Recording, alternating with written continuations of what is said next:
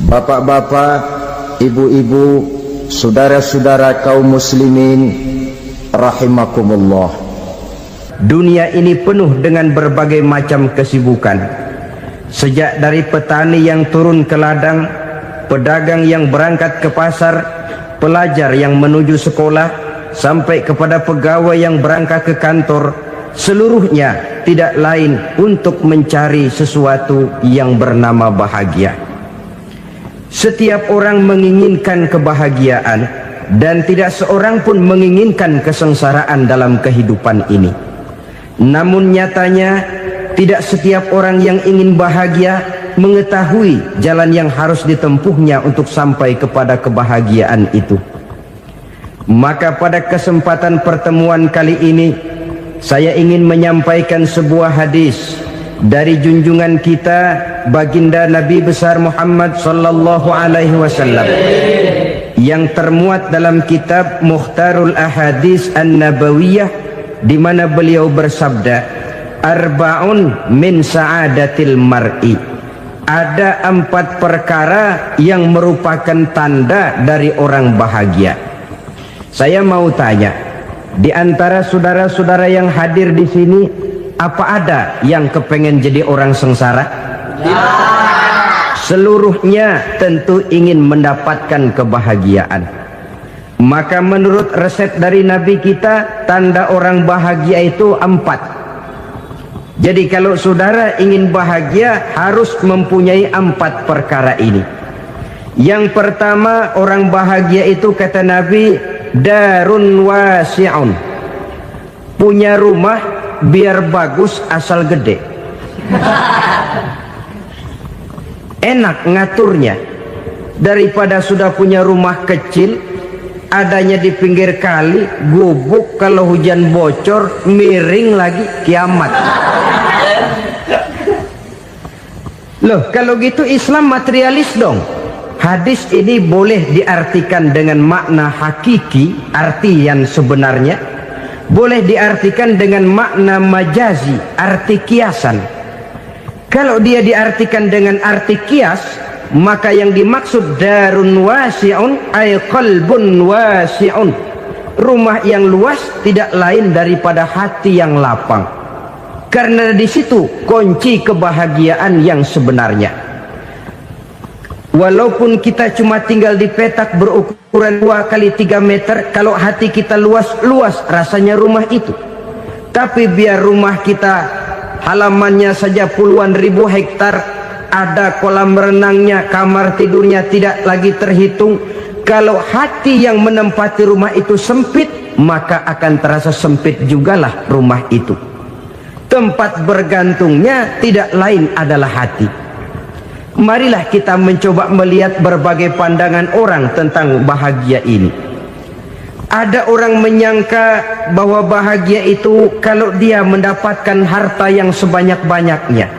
Siapa yang banyak harta, dialah raja. Apa yang dia mau, seluruhnya bisa dibeli. Keamanannya, dia bisa menyewa petugas. Seluruh fasilitas untuk menyenangkan kehidupannya bisa dibeli. Pendeknya, hartalah segala-galanya dalam kehidupan. Sampai ada pepatah mengatakan, innad darahima fil amakini kulliha taksur rijala mahabatan wa jalala.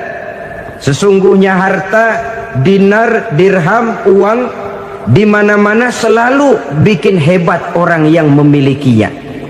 Coba lihat, orang yang punya duit sama yang enggak punya duit, jangan gaya hidupnya, gaya jalannya aja lain.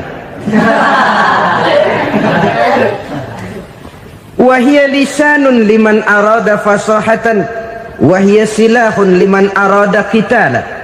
Uang adalah senjata yang paling ampuh bagi orang yang mau pergi perang, dan lidah yang paling fasih bagi orang yang mau bicara. Kalau bicara dengan lidah macet, cobalah bicara dengan harta, lancar. Sampai ada pepatah demikian, segalanya bisa diatur dengan harta. Maka di kalangan orang yang berpandangan semacam itu, seluruh kegiatan hidupnya hanya terfokus kepada bagaimana mengumpulkan harta yang sebanyak-banyaknya. tidak peduli halal haram, tidak kenal sore pagi siang dan malam, tidak sempat sujud, jauh dari agama, jauh dari kehidupan yang bersifat ruhaniyah, jauh dari Allah dan sebagainya, sampai dalam Al-Quran dikelompokkan dalam kelompok yang dinamakan lumazah. Allazi jama'a malahu wa 'addadah yahsabu anna malahu akhladah. Mereka mengumpul-ngumpulkan harta sebanyak-banyaknya dan menyangka bahwa harta yang banyak itu dapat mengekalkan hidupnya, mengekalkan kekayaannya, mengekalkan kebahagiaannya. Saudara hadirin yang berbahagia, kalau pandangan hidup ini benar, artinya kalau harta memang merupakan satu-satunya hal yang dapat membuat orang bahagia, tentu di rumah mewah tidak akan pernah ada tangis derita. Tentu di satu tempat di mana fasilitas hidup serba menunjang tidak ada yang namanya penderitaan. Tapi suka dan duka, sedih dan gembira, senyum dan tawa adalah milik setiap orang, baik dia punya harta maupun dia tidak punya harta. Nyatalah bahwa harta semata-mata bukan merupakan jaminan bahwa orang akan bahagia, walaupun tanpa harta orang sulit untuk bahagia. Saya mau cerita, ada orang super kaya, namanya Aristotle Onassis, raja tanker Yunani. Dia punya kapal tanker saja konon sampai 11 banyaknya. Punya perusahaan penerbangan yang disebut Olympic Airlines, punya hotel di berbagai kota besar di dunia ini, sejak dari New York, London, Paris, Rome dan sebagainya. Bahkan punya pulau yang dia namakan Pulau Scorpio. Ini kan namanya sudah kaya nggak tanggung-tanggung, punya pulau. Nah, dia punya 2 orang anak, yang satu laki-laki namanya Alexander, yang satu perempuan namanya Maria Onassis. Seluruh harapannya tertumpah kepada anak lakinya Alexander ini, yang akan meneruskan usahanya, meneruskan kekayaannya, meneruskan dinastinya. Apa yang terjadi?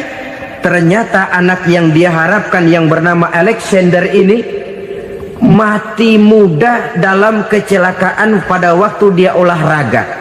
Apa olahraganya? Namanya olahraga anak orang kaya, golongan jet set. Olahraganya olahraga pesawat terbang. Jatuh, ya nggak kapungut, habis mati. Tinggal satu anak perempuannya, Maria Onassis. Tapi anak perempuan ini juga malah urakan. Terakhir dia pacaran, bahkan kemudian kawin sama orang Rusia. Rupanya Aristotle Onassis ini broken. Kekayaannya yang berlimpah ruah, perusahaannya yang begitu banyak, siapa yang akan meneruskan? Siapa yang akan menggantikan? Sampai kemudian dia mengurung diri di Pulau Scorpio dan mati di sana secara mengenaskan.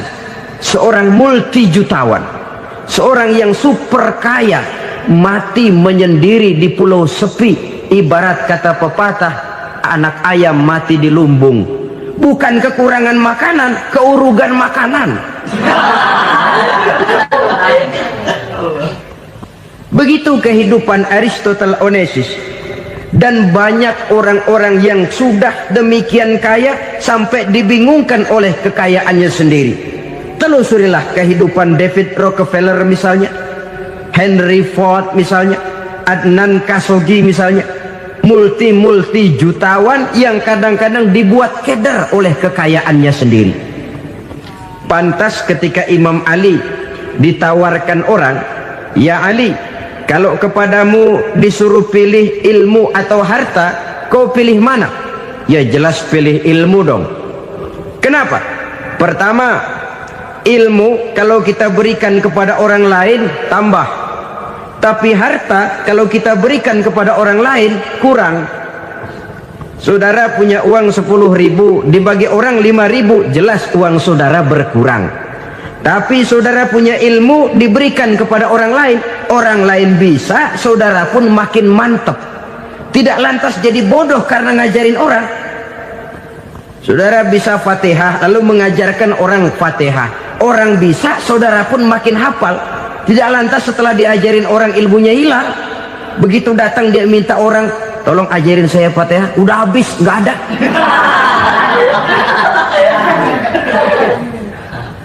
Yang kedua kata Imam Ali, ilmu menjaga kita. Kalau harta, kita yang harus jaga.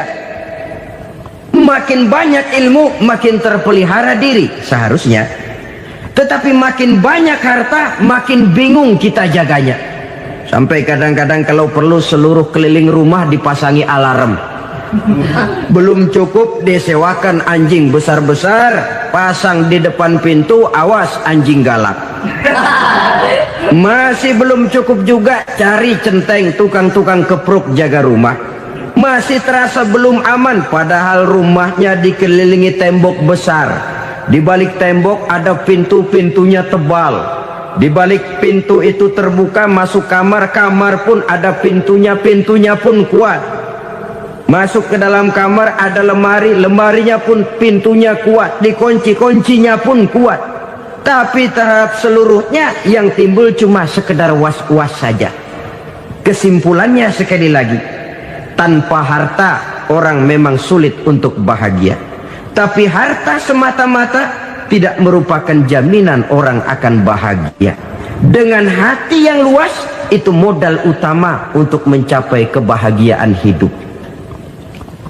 Orang yang hatinya luas, saudara-saudara, punya hati yang lapang, melihat kenyataan hidup ini, dia bersyukur senantiasa kepada Allah.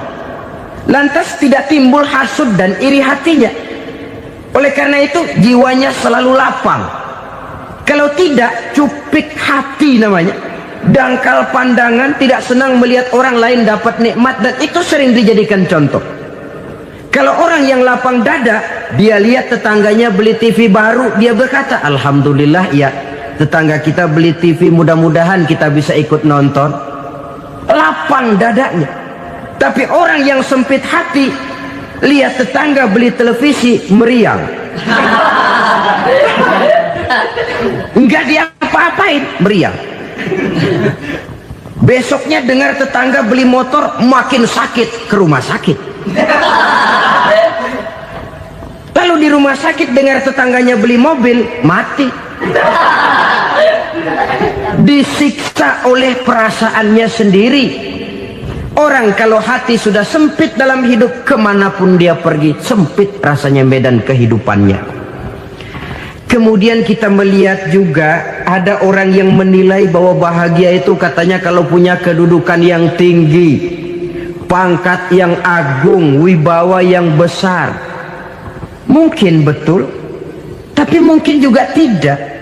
Bergantung kepada hati orang yang punya pangkat itu. Sama dengan harta tadi.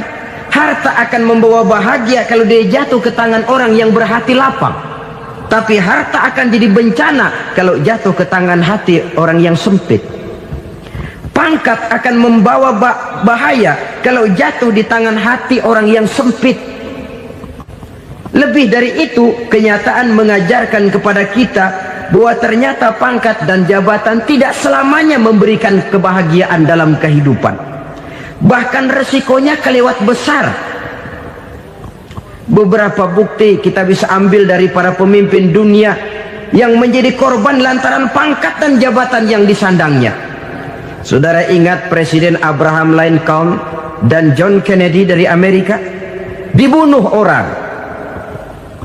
Park Chung-hee dari Korea Selatan, Ziaur Rahman dari Bangladesh, Anwar Sadat dari Mesir, terakhir Indira Gandhi dari India, menjadi korban dari pangkat dan jabatan yang disandangnya dari orang-orang yang tidak senang dia memegang jabatan itu. Dia akan mudah mengundang bencana. Sehingga pantas kalau seorang presiden terkemuka Amerika, Harry Truman namanya, dia mengatakan jabatan presiden itu, kata dia, seperti orang nunggang macan, naik macan. Harus kita taiki, kalau enggak dia bakal nerekam kita, ngeri katanya. Adapun orang yang hatinya lapang, Kalau dia menerima pangkat dan jabatan, dianggapnya itu satu kesempatan untuk berbuat baik. Tapi orang yang berhati sempit, menerima pangkat dan jabatan, bukan kadang-kadang menerima, malah berusaha setengah mati mencapai dengan segala cara. Kalau perlu jilat atas, jilat atas. Jadi golongan sumuhun dawu. Jadi kelompok kulon nuwun, yes sir, yang kerjanya cuma oke bos. Kalau perlu jilat atas, jilat atas. Kalau perlu injak yang bawah, injak yang bawah. Perlu sikut kiri kanan, sikut kiri kanan. Yang penting pangkat dapat, jabatan dapat. Orang yang semacam ini, kalau sudah mempunyai pangkat dan jabatan, biasanya dia tidak menganggap itu sebagai amanah, tidak menganggap sebagai kesempatan berbuat baik, tapi malah kesempatan untuk memperturutkan hawa nafsunya yang dilatar belakangi oleh kesempitan hatinya tadi. Apalagi kalau orang memperoleh pangkat karena banyak mengeluarkan uang, seakan-akan pangkat dan jabatan itu sekarang macam proyek pakai tender. Siapa yang berani bayar segini naik, nggak berani minggir. Padahal logikanya, kalau orang mencapai satu jabatan karena banyak mengeluarkan uang, hampir bisa dipastikan bahwa setelah jabatan itu dia pegang, langkah pertama yang akan dilakukannya ialah berusaha bagaimana uang yang dia keluarkan supaya kembali. Ya paling kurang pulang modal dulu dong. Soal mikirin rakyat soal nanti, tapi ini modal harus pulang. Itu celakanya kalau orang memperoleh pangkat dan jabatan cuma karena banyak mengeluarkan uang. Jarang orang yang mempunyai keyakinan dan pandangan bahwa pangkat dan jabatan merupakan amanah. Jadi sekali lagi, pangkat dan jabatan mungkin saja membawa kebahagiaan kalau jatuh ke tangan orang yang berhati lapang. Tapi bisa jadi bencana kalau dia jatuh ke tangan orang yang mempunyai hati yang sempit. Dan lagi-lagi stresnya hati yang lapang. Lalu sebagian orang, saudara, ada yang berpandangan katanya bahagia itu kalau jadi orang terkenal, mempunyai popularitas, menjadi idola di kalangan remaja, di kalangan orang tua, di segala lapisan masyarakat. Padahal makin populer orang, makin terikat dia. Ya kalau macam kita ini kan nggak punya nama, nggak populer, tengah malam buta mau nongkrong di warung Tegal aman. Tapi pangkat, jabatan, kedudukan, popularitas menyebabkan kita diikat dengan berbagai macam peraturan. Cuma mandi sama ke WC saja yang nggak dikawal.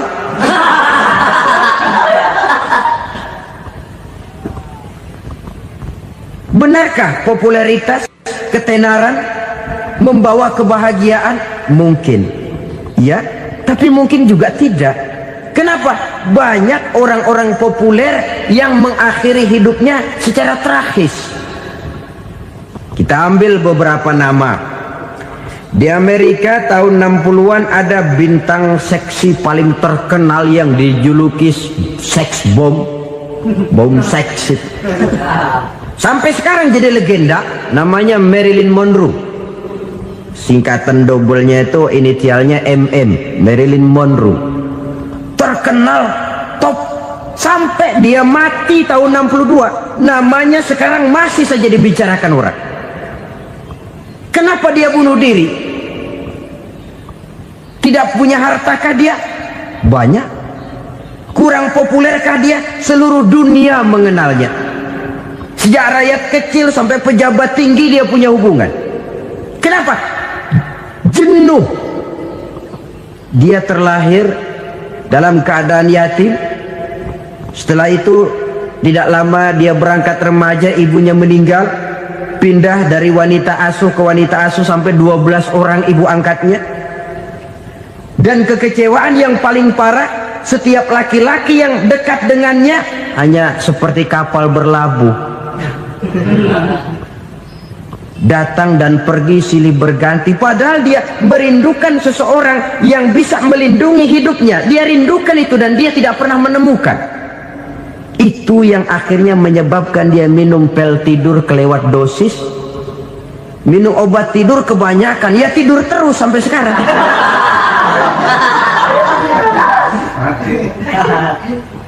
Dia mengakui, saya telah memiliki ketenaran, tapi saya tidak pernah hidup dalam ketenaran itu. Saya pandai main sandiwara, tapi saya ingin hidup dalam alam yang real sebagaimana umumnya orang. Itu yang dia rindukan. Menyusul jejak yang namanya Marilyn Monroe ini, Billie Holiday, saudara kenal tentu, di rumah sakit dirawat. Dia juga minum obat overdosis, mati lagi. Jimi Hendrix minum obat tidur overdosis kelewat batas, mati lagi. Lalu yang menghanyutkan diri di danau, Janis Joplin dan Brian Jones. Ini orang-orang populer, orang-orang terkemuka yang mengakhiri hidup secara tragis, bukan karena tidak terkenal, mungkin karena sudah saking terkenalnya. Contoh paling belakangan, Bruce Lee. Wah, ini tukang-tukang keprok tentu kenal siapa dia. Sampai sekarang pun tabir kematiannya masih merupakan misteri. Dan yang masih hidup juga menunjukkan gejala yang aneh. Michael Jackson, rumahnya di Beverly Hills itu dijaga sedemikian rupa, dan dia selalu curiga kepada setiap makanan harus steril, bersih dari segala macam kimia. Kemana dia pergi, itu tukang-tukang keprok sudah selalu menjaga dan mengawal, dan dia seakan takut menunjukkan mukanya yang asli. Hingga kalau tampil ke tengah di luar show, dia kadang memakai pakaian yang tidak menunjukkan dia yang sebenarnya, takut dikenali orang. Ternyata popularitas sering jadi momok yang meracuni kehidupan manusia. Oleh karena itu, benarlah junjungan kita pada saat beliau mengajarkan orang akan bahagia kalau dia mempunyai hati yang lapang. Nah, sekarang masalahnya untuk mendapatkan hati yang lapang, caranya bagaimana? Kita kembali kepada konsep Quran. Allah mengajarkan, ala inna bi dzikrillahi tatmainnul qulub. Ketahuilah bahwa dengan banyak mengingat Allah, hati akan tenang, jiwa akan lapang. Dengan kata lain, dekat dengan agama, merasakan kehadiran Allah dekat dalam hidup. Itu muara pertama untuk mencapai hati yang lapang. Ala inna bi dzikrillahi tatmainnul qulub. Jangan macam orang sekarang ingin mendapatkan ketenangan lalu tapak di puncak gunung, di gua-gua, di tempat sepi. Iyalah kalau nggak ada ular. Kalau tergigit ular berbisa, ketenangan belum, mati jelas itu. Islam positif untuk mendapatkan ketenangan. Ala inna bi dzikrillahi tatmainnul qulubi. Bahwa ketahuilah bahwa dengan banyak mengingat Allah, hati akan tenang, jiwa akan lapang, nuansa pikiran akan luas. Karena yang namanya bahagia ada dimanapun manusia berada. Di kampung ada bahagia, di kota ada bahagia, di ngarai, di lembah, di gunung, di hutan, di lautan, di angkasa luar, dimanapun bahagia itu ada kalau kita bermodalkan hati yang lapang ini. Dan hati akan lapang kalau kita dekat dengan agama. Dekat dengan harta buat sementara hati mungkin tenang, tapi ketenangan yang relatif dan temporer. Apalagi orang tiap kali tambah harta, tiap kali tambah rencana. Itu wajar. Mungkin sebelumnya saudara berpikir, kalau punya duit 5.000 enak nih. Begitu punya duit 5.000, aduh sayang kalau 10.000 aja. Tiap kali tambah harta, tiap kali lain rencana. Makin banyak rencana, makin menjauhkan kita dari yang namanya ketenangan. Padahal ketenangan merupakan unsur utama untuk mencapai bahagia. dan ketenangan itu bermuara dalam hati manusia. Tengoklah kehidupan ini. Orang yang banyak harta dengan orang miskin, berbedakah rasa sakit yang mereka tanggungkan? Rasanya tidak. Walaupun si kaya tidur di kasur empuk berselimutkan sutra mahal, sementara si miskin meringkuk di balai bambu yang keras dan kasar. Apabila maut datang, dia juga tidak pernah pilih bulu. Maut datang menjemput si kaya di singgasana keemasannya, dikelilingi oleh para pengasuh, dayang dan idang serta para pengawal. Dan maut pun datang menjemput si miskin papa, sehingga ia tergelepar di tepian jalan. Kedua-duanya bernama mati. Kalau nyata bahwa sakit yang ditanggung si kaya tidak beda dengan sakit yang ditanggung si miskin, bukan harta semata yang membuat orang bahagia.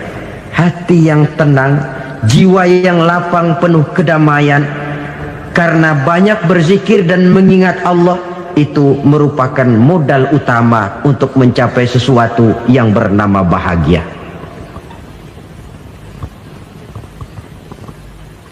Saudara hadirin yang saya hormati, inilah yang pertama dari 4 ciri yang digambarkan oleh Nabi tentang tanda-tanda orang bahagia. Dan harus berangkat dari yang pertama ini, hati yang lapang. Ini yang harus kita miliki lebih dahulu, baru nanti akan menyusul kepada poin yang ketiga, kedua dan selanjutnya. Sebab kalau hati sudah terisi dengan jiwa yang lapang, seluruh persoalan insya Allah akan bisa kita atasi dengan sebagaimana mestinya. Yang kedua sekarang, tanda orang bahagia menurut baginda Nabi, markabun syariah. Orang bahagia itu, kata beliau, punya kendaraan biar cepat asal lancar. Artinya kemana dia mau pergi mudah. Apa maksud hadis ini? Kalau kita kaji lebih dalam, kendaraan itu kan alat transportasi. Transportasi tidak lain adalah usaha memudahkan komunikasi. Pindah dari situ kepada teori bahwa manusia adalah zon political, makhluk bermasyarakat yang tidak bisa memenuhi kebutuhan hidupnya secara sendirian. Kita memerlukan keberadaan orang lain dalam kehidupan ini. Untuk memakai baju saja kita sudah perlukan petani yang tanam kapas, pabrik yang memintal kapas jadi benang, pabrik yang menenun benang jadi kain, sampai kepada mesin jahit, sampai kepada tukang jahit. Itu cuma untuk memakai pakaian saja. Tidak seorang pun di antara kita yang sanggup memenuhi kebutuhan hidupnya secara sendiri. Kita perlu orang lain. Maka kebebasan dalam arti mutlak, kebebasan tanpa batas, itu tidak mungkin ada dalam kehidupan. Karena kita mengadakan yang disebut interaksi sosial. Setiap kegiatan kita tentu melibatkan orang lain. Menurut kita barangkali kita bebas jalan di jalan raya semaunya, tapi orang lain berkendaraan pun merasa bahwa ini ada juga jalan haknya, dan begitu selanjutnya. Oleh karena itu, maksud dari kendaraan yang cepat ini adalah khulata'uhu ma'as solihin. Lingkungan pergaulannya terdiri dari orang-orang soleh. Pergaulannya luas. Kemana dia pergi ada temannya. Kesulitannya ada tempat dia cerita. Dan kesulitan kalau sudah diceritakan kepada orang lain, taruh kata orang itu tidak bisa menolong, namun menceritakannya kepada orang yang kita percayai, kan paling kurang sudah mengurangi beban jiwa, mengurangi tanggungan batin, merasa masih ada tempat kita cerita. Maka lebih baik orang awam yang mau bergaul ketimbang orang setengah alim tapi ngunci pintu. Sebab nantinya akan timbul sikap picik, cupik pandangan, dan tidak luas menghadapi kenyataan dalam kehidupan ini. Namun yang harus kita garis bawahi, pergaulan memang mesti luas. Namun jangan sekali-kali lupa bahwa pergaulan sangat besar pengaruhnya dalam ikut membentuk kepribadian manusia. Sehari-hari bisa kita bilang, Kalau kita dekat sama tukang minyak wangi, sekalipun nggak dibagi minyaknya, baunya tentu dapat. Betul? Tapi dekat sama tukang elas, walaupun nggak kena apinya, asapnya mesti kena. Kalau Syauqi mengatakan lebih jelas lagi, man asyaral asyrafa asya musyarrafan wa muasyiral anzali ghairu musyarrafin. Awalam taral jildal hakira muqabbalan bisagri lamma sara jildal mushaf. Siapa yang bergaul dengan orang mulia, dia bakal ikut menjadi mulia. Tapi siapa yang berteman dengan orang hina, dia tidak bakal ikut menjadi mulia. Tidakkah kau lihat, kata Syauqi, kulit kambing yang hina pun dicium orang ketika menjadi kantong Quran. Kulit kambing hina, kalau dia sendirian gak ada yang mau cium. Tapi begitu dia bergaul dengan Quran, menjadi kantong Quran, dipakein minyak wangi, ditaruh di tempat yang tinggi, mau diambil dicium dulu, dibawa dengan penuh hormat dan hati-hati.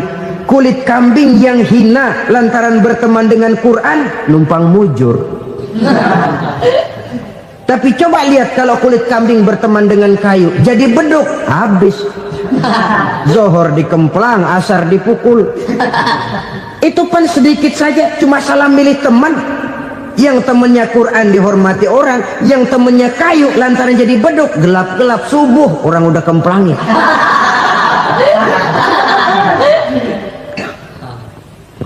Maka terutama kepada adik-adik remaja yang masih mencari identitas diri, yang ibarat kaset masih kaset kosong, mudah diisi oleh apapun, pandai-pandailah memilih teman dalam bergaul.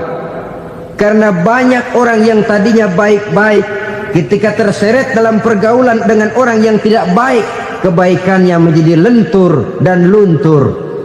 Tapi berapa banyak bajingan-bajingan tengik, orang-orang yang berlumur noda dan dosa, tiap hari melakukan maksiat, namun bergaul dengan orang yang baik-baik, pada akhirnya sedikit demi sedikit beringsut dan berangsur dia terbiasa mengikuti kebaikan-kebaikan. Saya tekankan ini kepada remaja karena mereka masih mencari identitas diri. Apa yang mereka lihat mereka mau, apa yang mereka dengar mereka ingin tahu. Coba lihat kehidupan remaja. Pulang nonton film Rambo, pengen jadi Rambo, gagah, maunya belekai melulu. Pulang nonton film Superman, pengen bisa terbang. Pulang nonton India, nyanyi melulu. Wajar, mereka masih mencari identitas diri. Saya ini sebenarnya siapa? Lingkungan, pergaulan akan membentuk itu. Karena itu pandai-pandailah bergaul, karena ia sangat besar pengaruhnya dalam ikut membentuk kepribadian manusia. Apalagi sifat yang jelek lebih cepat menularnya ketimbang sifat yang baik. Sifat yang baik, watak yang soleh itu lambat sekali untuk menular. Tapi yang tidak baik, kan prosesnya mah kalau remaja biasanya mula-mula dengar. Karena dengar lalu pengen tahu. Karena pengen tahu lalu ngeliatin. Begitu ngeliatin kan pengen nyobain. Setelah nyobain ketagihan. Nah, ini prosesnya. Yang namanya ganja, morfin, narkotik, awalnya kan begitu. Mula-mula dengar, katanya kalau sudah fly to the sky, ya, sudah melayang ke langit, katanya disitulah puncak kebahagiaan. Mulanya cuma dengar. Karena dengar pengen tahu. Karena pengen tahu lalu ngeliat, kumpul sama orang yang suka ngeganja. Setelah ngeliat, nah pengen ngerasain. Begitu ngerasain enak juga, ketagihan. Kalau sudah ketagihan jadi penyakit kronis, bisa merembet kepada yang lain. Iya, kalau orang tuanya mampu untuk beli morfin, beli ganja. Kalau tidak kan pikirannya ngayap, jemuran siapa ya gue sabet. Timbullah perbuatan-perbuatan negatif yang bermula dari salah pergaulan. Apalagi buat adik-adik remaja yang tinggal di kota-kota besar, yang pengaruh budaya, pengaruh kesenian, pengaruh struktur kehidupan yang nampak makin individualistis, di mana persaingan tajam, tensi ekonomi tinggi, orang mudah mengalami stres. Pandai-pandailah dalam bergaul, sekali lagi, karena ia sangat besar pengaruhnya dalam ikut membentuk kepribadian manusia. Orang bahagia punya kendaraan yang cepat, artinya punya pergaulan yang luas, dan lingkungan pergaulannya terdiri dari orang-orang yang soleh. Kemana dia pergi ada teman, kesulitannya ada tempat dia cerita. Tapi kalau sudah menyendiri, hidup sendiri, kesulitan dipikiri sendiri, bisa mati belum waktunya. Tidak ada tempat berbagi rasa, tidak ada tempat bercerita, tidak ada tempat mengurangi beban dalam kehidupan. Pantas betul kalau Islam sangat menggalakkan dan menganjurkan orang kalau sudah sampai waktunya itu untuk melangsungkan nikah. Kata Nabi, ya ma'syaras syabab man istata'a minkumul ba'at falyatazawwaj. Hai para pemuda, kalau sudah mampu memberi nafkah, kawinlah, nikahlah kamu. Kenapa? Sudah ada teman hidup, tempat berbagi rasa. Kesulitan kalau ada tempat cerita akan lebih ringan ketimbang kita telan sendiri, walaupun bobot kesulitannya sama beratnya. Saudara-saudara kaum muslimin rahimakumullah, inilah ciri yang kedua, punya kendaraan biar cepat asal lancar. Kemana kita mau pergi gampang. Dengan kata lain, setelah hati yang luas, pergaulan yang luas. Dua. Yang ketiga sekarang, tanda orang bahagia itu menurut Nabi, misbahun mudhi'un, punya lampu yang terang. Oh, itu enggak problem. Sekarang sudah zamannya listrik masuk desa, Pak. Lampu sudah terang semua. Betul, kalau itu yang dimaksud. Tapi tidak cuma itu. Karena lampu yang dimaksud di sini, lampu yang akan menerangi seluruh perjalanan hidup. Dan perjalanan hidup itu sudah dimulai sejak kita terlahir ke alam ini, sampai masuk ke alam barzah, kumpul di padang mahsyar, sampai ke akhirat. Lampu yang menerangi itu yang diperlukan. Kalau lampu, katakanlah yang paling top sekarang kan lampu jenis Mercury. Taruhlah itu di rumah kita, dia cuma menerangi rumah kita, menerangi hati pun tidak sanggup. Bila kita masuk ke alam barzah, alam kubur, sanggupkah si Mercury yang begitu terang menerangi alam barzah kita? Tidak sanggup lagi. Sanggupkah lampu yang ratusan watt, bahkan puluhan ribu watt menerangi kehidupan di padang mahsyar? Tidak akan sanggup lagi. Kalau demikian, yang dimaksud lampu yang terang di sini apa? Tidak lain amal soleh, kebajikan yang kita lakukan dalam hidup. Itu yang akan jadi lampu penerang. Di dunia nama kita akan terang, jasad kita boleh hancur terkubur tanah, tapi nama kita akan dikenang orang. Begitulah kalau orang meninggalkan kebajikan dalam hidup seperti sekarang. Ribuan orang tiap saat berziarah ke kubur Imam Syafi'i, ke kubur Imam Malik, ke kubur Imam Ghazali, ke kubur orang yang baik-baik, orang yang soleh-soleh. Kebajikannya yang ditinggalkan, yang mengukir namanya dengan tinta emas, sehingga saudara sudah terbaring di alam kubur. Orang lewat, Allah, ini kuburannya Fulan bin Fulan, dulu ini kebaikannya Masya Allah, saya ikut merasakan. Mari kita mampir sebentar, kita Fatihah, mohon disampaikan Allah pahalanya kepada almarhum. Al-Fatihah. Itu kalau orang baik-baik. Lalu saudara tanya, Pak, orang mati dikirimin Fatihah apa nyampe pahalanya? Saya jawab, kalau saudara nggak percaya, mati dulu dah. Nanti saya Fatihain, tungguin di sana, umpama nggak sampai balik lagi kemari. Sekarang ini kan maunya otak-otakan saja, kalau nggak masuk otak nggak percaya. Padahal alam gaib itu nggak bisa diotak-otakin. Sama saja dengan saudara pernah dengar cerita kapal tanpa emas tenggelam tak? Pernah nggak? Di mana? Ya, di laut Masalembo. Begitu ke tanpa emas tenggelam, ratusan penumpang itu terjun ke laut, dipermainkan gelombang, berjuang menghadapi maut itu. Orang lagi timbul tenggelam di lautan, dihantam ombak, kita tengokin pakai helikopter. Pak, lagi timbul tenggelam ya? Iya, tolongin.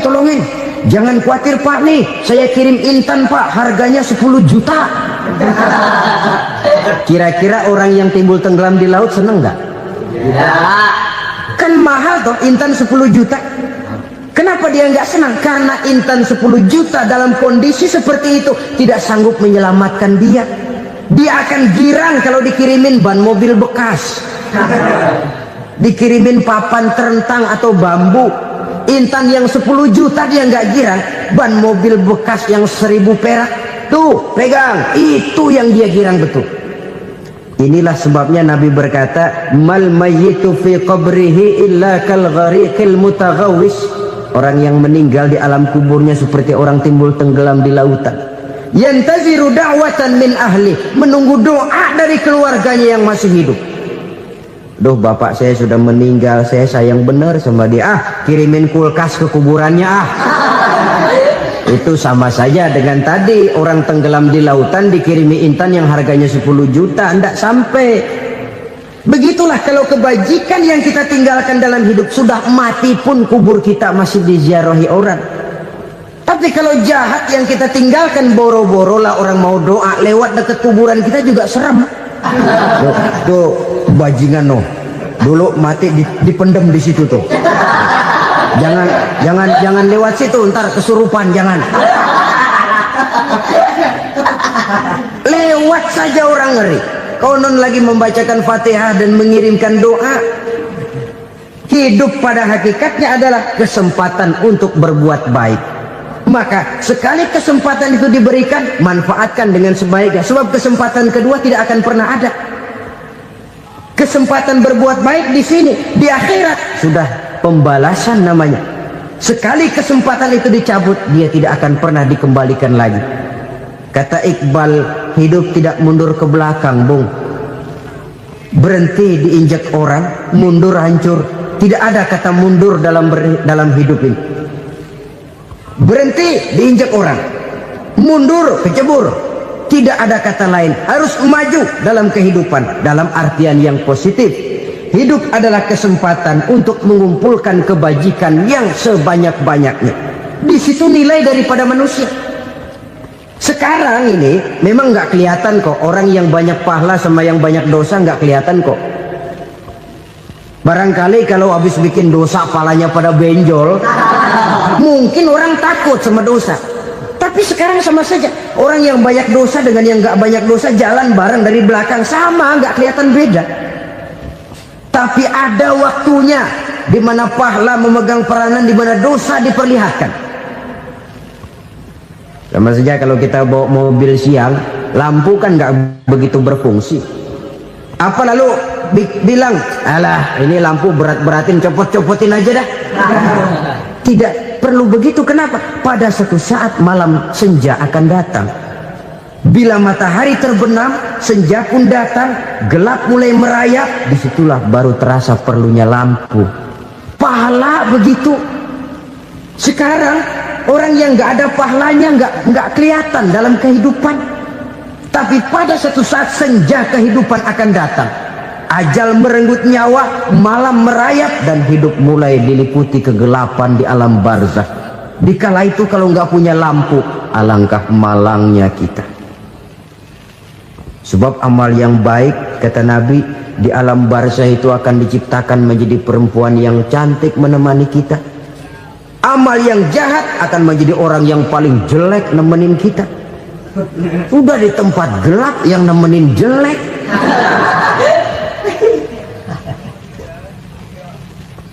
Kaum muslimin rahimakumullah. Kalau demikian masalahnya, tergantunglah kita pandai memanfaatkan waktu. Al-waktu kasayf, waktu itu cepat sekali. Yang namanya waktu itu tahu-tahu. Tahu-tahu udah tahun 87. Tahu-tahu udah begitu. Tahu-tahu yang kemarin anak-anak, sekarang udah pada punya anak. Tahu-tahu saja itu. Begitu cepat waktu berlalu. Kalau tidaklah pandai kita memanfaatkannya, akan rugi kita. Nabi bersabda, "Man kana yaumuhu khairun min amsihi fahuwa rabih." Barang siapa yang hari ini lebih baik daripada hari kemarin, itu orang untung. Hari ini lebih baik daripada kemarin. Bulan ini lebih baik dari bulan kemarin. Tahun ini lebih baik dari tahun kemarin. Itu orang yang beruntung. Tahun kemarin sembahyangnya maghrib doang, sekarang udah tambah isya. Tahun kemarin cuman Idul Fitri aja ngancem bener, sekarang udah tambah Jumat, lalu tambah lagi maghrib, tambah lagi isya, dan selanjutnya. Hari ini lebih baik daripada kemarin, itu orang yang beruntung. Wa man kana yaumuhu mislu amsihi fahuwa khasir.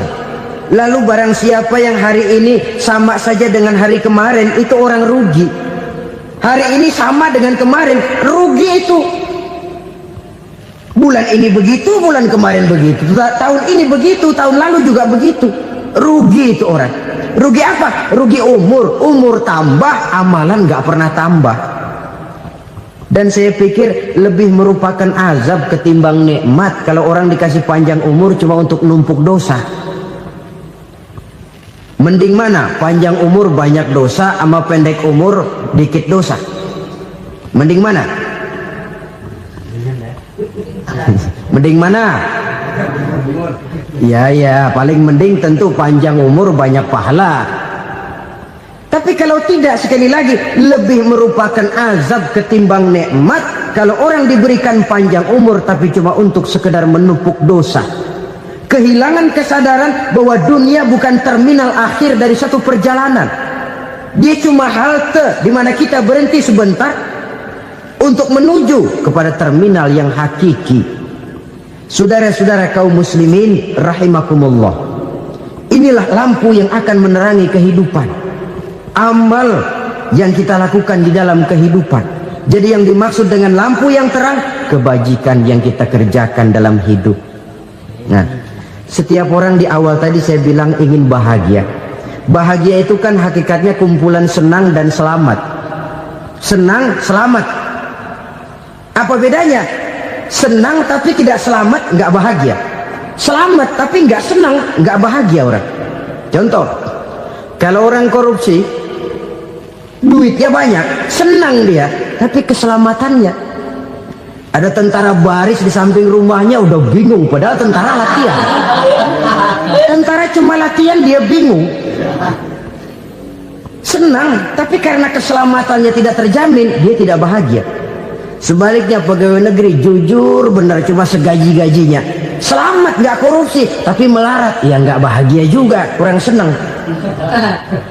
Kesenangan dan keselamatan untuk dunia saja, ya sekali lagi, kalau cuma sekedar untuk dunia saja, bisa dibeli pakai uang.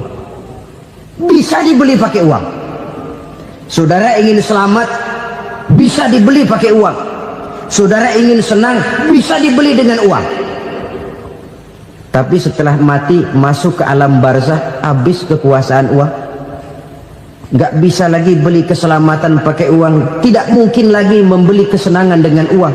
Di situ pahala yang megang peranan. Makin banyak pahala, makin banyak saham untuk membeli kesenangan dan keselamatan, untuk memperoleh yang namanya bahagia. Dan jangan lupa loh, di alam barzah kita nggak sebentar, menunggu datangnya kiamat. Loh iya, kalau kita begitu dikuburin terus kiamat datang, untung. Tapi kalau masih harus 1000, 2000, puluhan ribu tahun yang akan datang, dalam satu penantian yang begitu lama, tanpa saham untuk memperoleh kebahagiaan, satu kemalangan yang tidak ada pernah putus-putusnya. Janganlah tergelincir oleh kebahagiaan sebentar yang menipu dengan mengorbankan kebahagiaan hakiki yang berjangka panjang. Apa artinya senyum sejenak kalau harus ditebus dengan tangis seumur hidup? Biarlah kita minum jamu, pahit memang, getir memang, tapi kan besok badan sehat. Daripada sekarang minum sirup, manis memang, enak memang, tapi bibir pada jontor besoknya. Sirawan, batuk, nggak karu-karuan.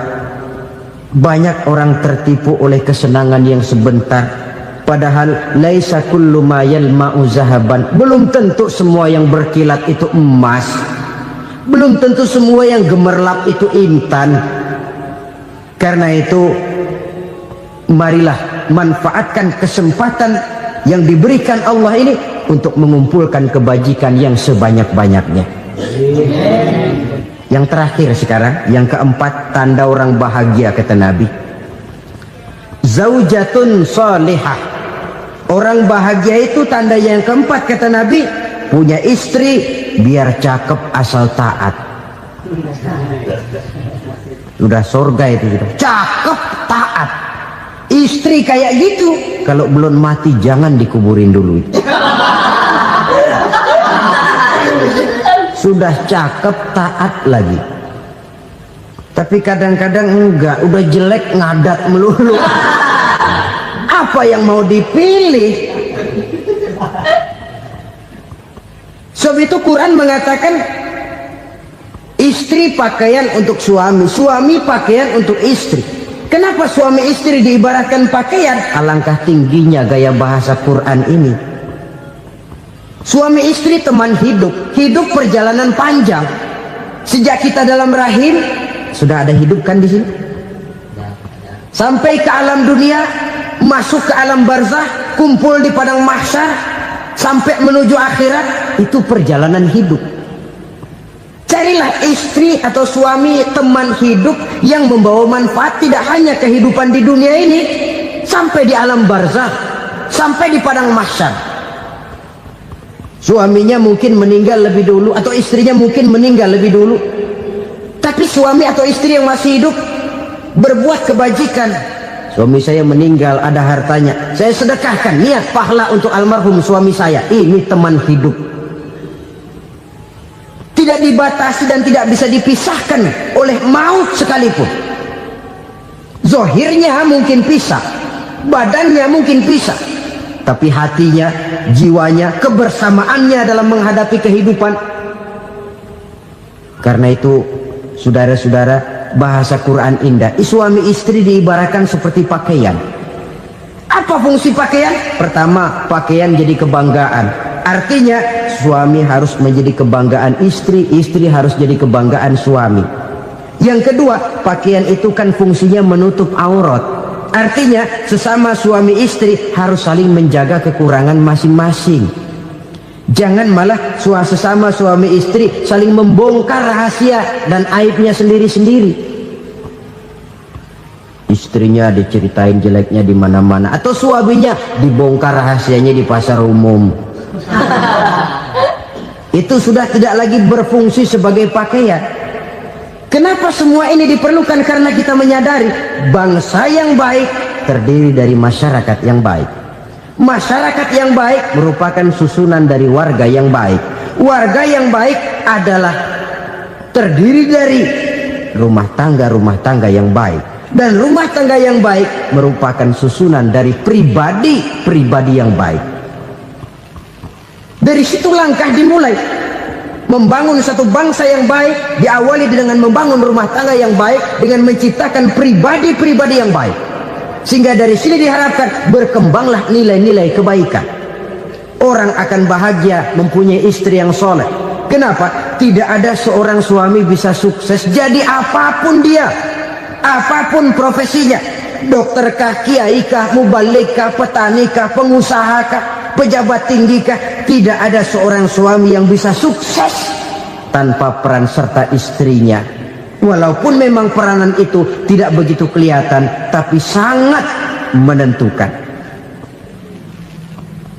Karena itu, saudara hadirin yang saya hormati, Islam sangat menghargai kaum wanita, memberikan kedudukan yang tinggi sepanjang tidak mematikan kodrat kewanitaannya.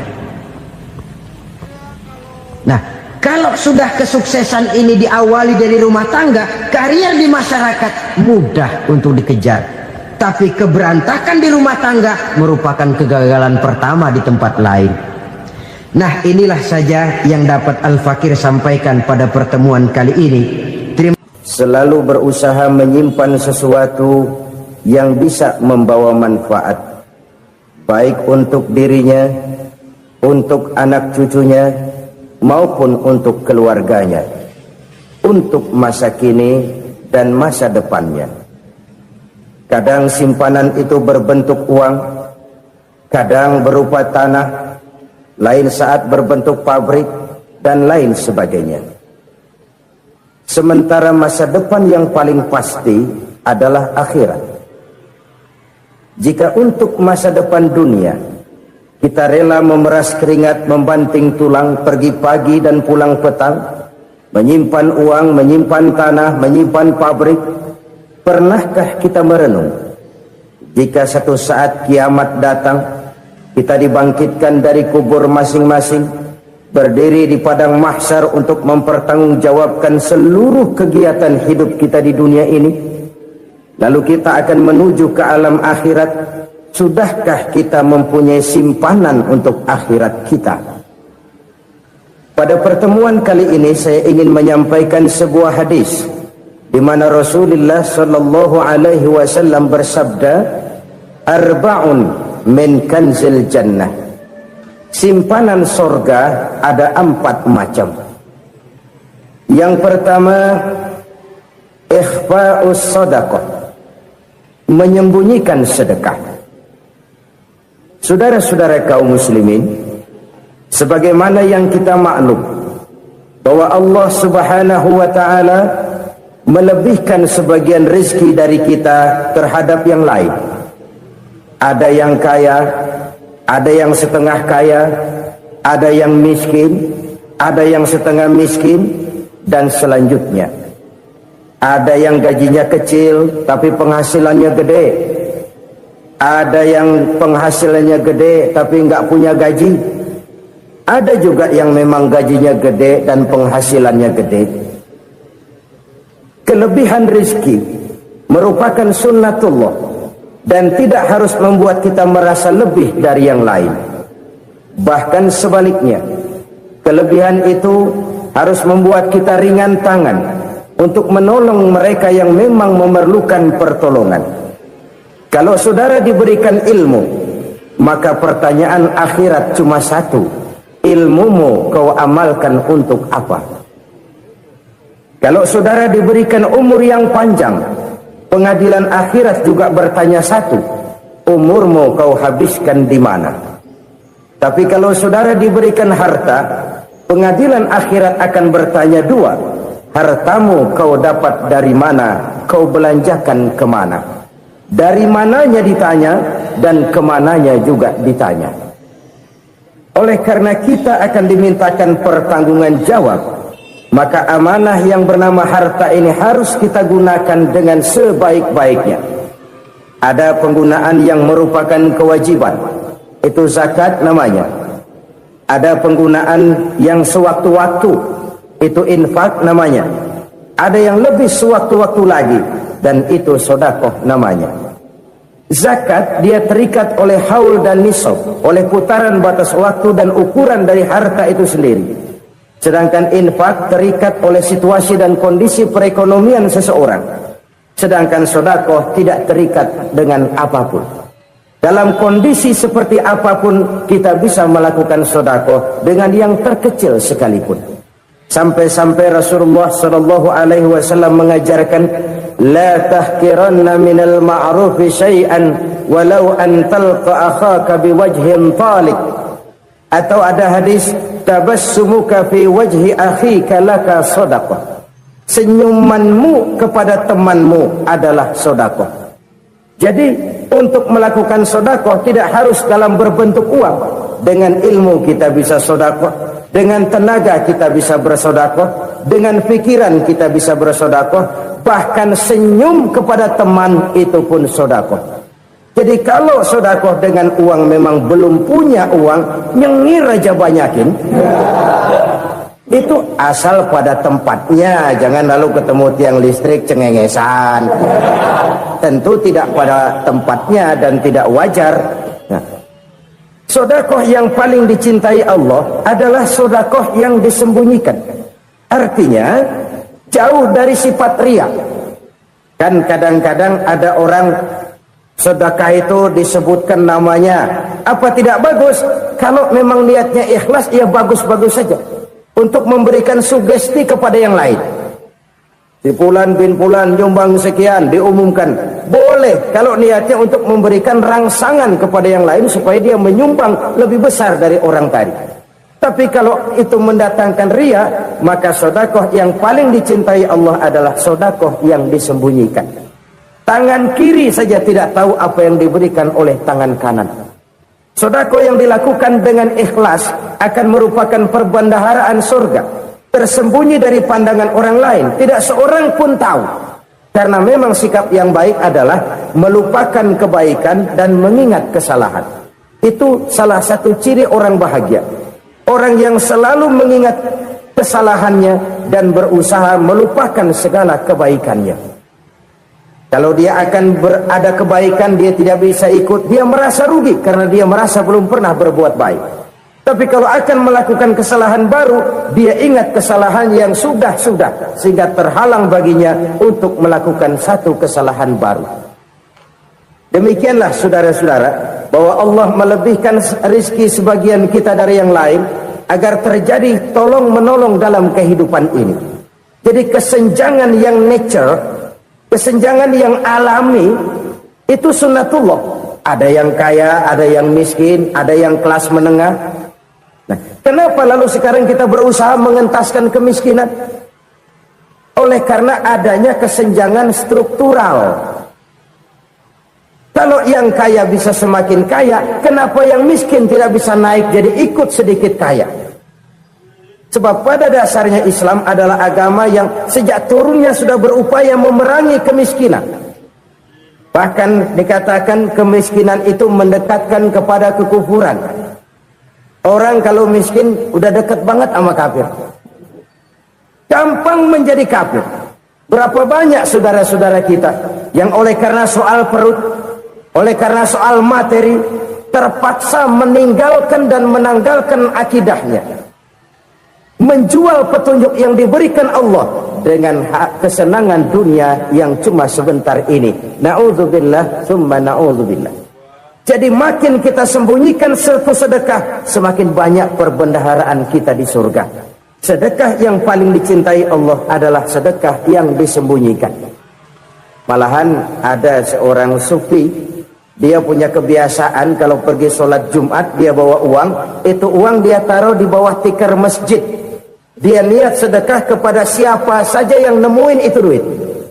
Maksudnya apa? Supaya yang nemuin nggak tahu siapa yang punya duit. Demikian dia saking ingin menyembunyikan sedekahnya. Karena sifat ria itu bisa memakan amal kita sendiri. Ria itu termasuk menyebut-nyebut kebaikan kita.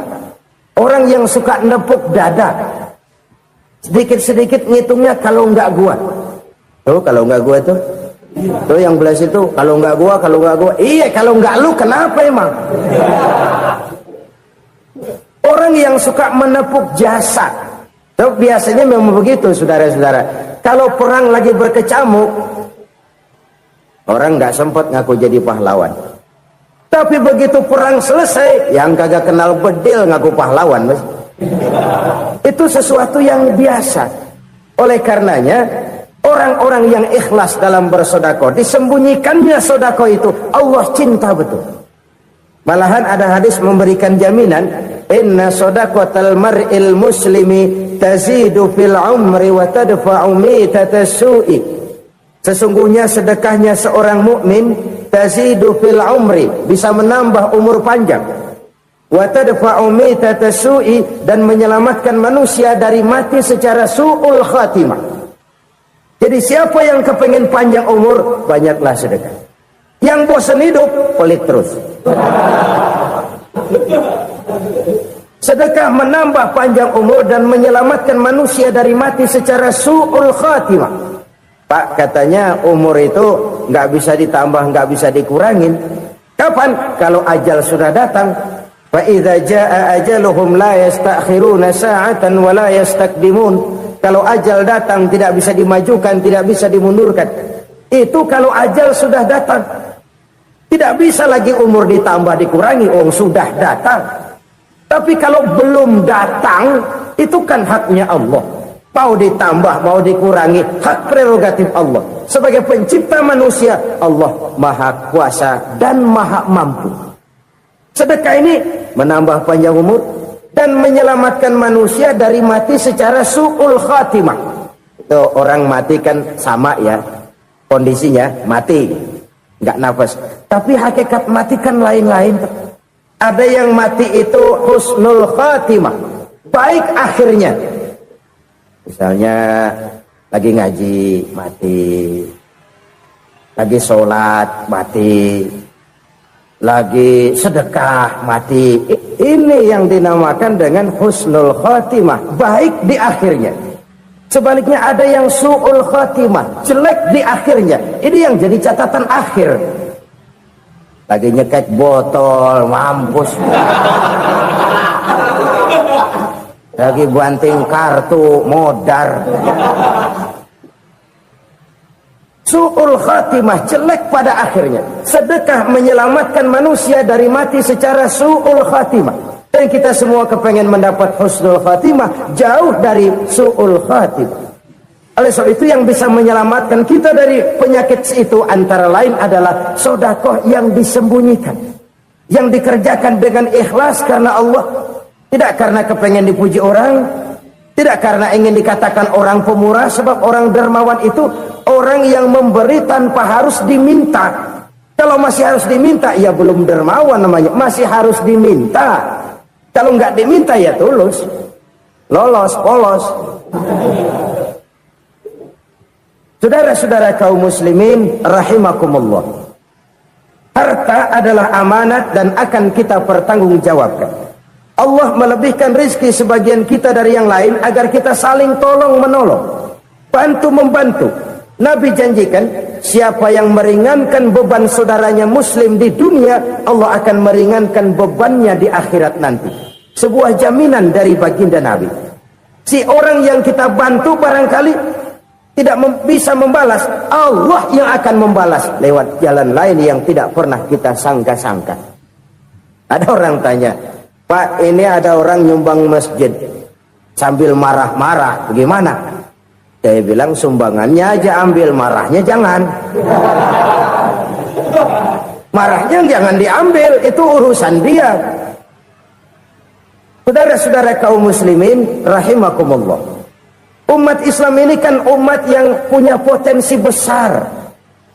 Kadang kita merenung, kenapa kadang-kadang pembangunan masjid kok lambat sekali? Kalau hotel hari ini peletakan pertama, bulan depan peresmian. Supermarket hari ini peletakan batu pertama, minggu depan peresmian. Tapi kalau sudah yang namanya masjid, kadang-kadang peletakan batu pertama sekaligus jadi batu terakhir. 3 tahun, 4 tahun, campur nebar jalak di jalanan, duit dijaring kayak ikan sepat. Apa tidak ada orang Islam yang kaya? Banyak. Apa tidak ada pengusaha muslim yang jadi konglomerat? Ada. Lalu yang belum banyak itu yang komit terhadap nilai-nilai agamanya. Akhirnya kita jatuh jadi umat yang lemah. Belum ada pengusaha konglomerat muslim buka pabrik super mecap beduk misalnya umpamanya atau pabrik kecap cap sorban supaya identitas keislamannya sedikit kelihatan. Kita jatuh jadi umat yang lemah karena potensi tidak terinventarisir dengan baik. Kita ini ibarat kompor yang cuma matengin nasi orang lain. Potensi kita dimanfaatkan oleh orang lain. Ukhuwah Islamiyah kita baru terbatas kepada silaturahmi. Ukhuwah di bidang ekonomi kita lemah, ukhuwah di bidang kebudayaan kita lemah, apalagi ukhuwah di bidang politik kita lebih rapuh lagi. Padahal ukhuwah itu adalah totalitas kehidupan manusia, menyangkut ipolek sosbud, memerlukan nilai-nilai ukhuwah. Jadi oleh karena itu mari kita menyadari, di dalam harta kita, walaupun kita yang cari, pergi pagi, pulang sore, peras keringat, banting tulang, di sana ada harta anak yatim. Di sana ada hak masjid. Di sana ada hak pesantren. Di sana ada hak jihad. Berbahagialah seseorang apabila dia oleh Allah dijadikan keran. Keran itu menyimpan air, tapi tidak untuk dirinya, tapi disalurkannya kepada mereka yang memang memerlukannya. Saudara-saudara kaum muslimin rahimakumullah, ini yang pertama. Jadi perbendaharaan surga adalah menyembunyikan sedekah. Orang lain nggak tahu, kita pun nggak pernah ngitung-ngitung. Kita anggap lewat begitu saja, padahal itu deposit akhirat. Satu. Yang kedua, perbendaharaan surga itu apa? Wa kitmanul musibah, menyembunyikan kesulitan. Kadang orang takut menghadapi kesulitan, tapi makin kita merenung, hidup ini kan sebenarnya urusan. Takut sama urusan, ya jangan hidup. Tandanya orang hidup itu kalau punya urusan. Urusan melupakan problem. Problem sering menimbulkan kesulitan. Kesulitan bukan untuk ditakuti, tapi untuk diatasi dan dicarikan jalan keluarnya. Siapa sih orangnya yang nggak pernah sulit-sulit? Makin tinggi status sosialnya, makin gede urusannya. Makin tinggi kualitas imannya, makin berat tingkat kesulitannya. Cuma memang yang namanya enak itu seperti pelangi. Biang lala itu nggak pernah di atas kepala kita, di atas kepala orang melulu. Lo sih enak lo, kata kita. Dia juga bilang yang enak kan lo. Pelangi itu nggak pernah di atas kepala kita. Kata tukang beca, aduh enak ya naik Mercy. Kata tukang beca, apa yang di dalam mobil Mercy? Aduh enak bener tukang beca, di jok ngeringkuk ngorok pulas bener.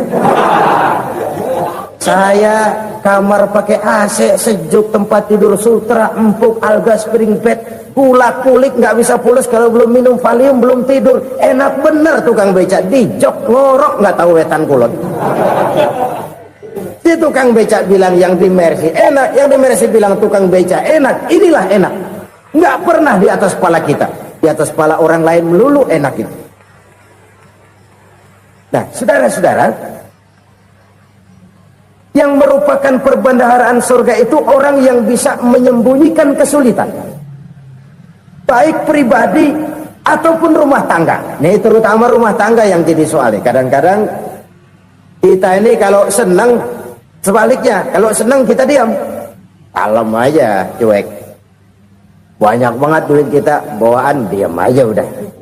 Malah ketemu orang takut. Tapi begitu susah, sekampung tahu. Padahal Nabi mengajarkan perbendaharaan surga itu menyembunyikan musibah, menyembunyikan kesulitan. Kalau enak, cerita sama orang-orang. Kalau nggak enak, rasain sendiri, tekan sendiri, atasin sendiri. Kita kan sebaliknya, tenang kita diam, asal lagi susah, paling tidak kita nyari teman buat cerita kesusahan. Siapa orangnya yang nggak pernah susah? Cuma soalnya bagaimana kita mengatasi kesusahan itu sendiri. Begitu juga misalnya kalau orang sudah berumah tangga, itu orang tuanya harus menjadi tempat dia cerita yang enak-enak saja. Yang nggak enak rasain berdua, selesaikan berdua, atasin berdua. Jangan dibalik. Asal senang diam, giliran susah saja. Maknya laporan. Terbalik. Bisa menjaga security informasi. Maka nama bayam keluar diam, malah seluitan. Enak amat lo makan daging ayam. Security informasi. Saudara-saudara kaum muslimin rahimakumullah, ujian yang terberat itu yang pernah diberikan kepada para nabi, para rasul, para aulia, para ulama. Makin tinggi keimanan, makin berat bentuk kesulitan. Ayo saya kemukakan satu contoh saja. Ada seorang nabi yang kaya, nabi kaya, namanya Nabi Ayub. Iblis kalau orang begini kan keki, ibadahnya rajin, kaya. Nih yang kayak begini susah digodain. Kalau ibadahnya rajin, miskin, kali bisa disogok. Sini imannya mantap, ibadahnya rajin, kaya, nabi lagi. Oh, tapi namanya iblis nggak kurang akal. Laporan, Tuhan, Kenapa, Les? Ya ini bahasa saya, bahasa Qur'annya sih nggak gitu. Itu hamba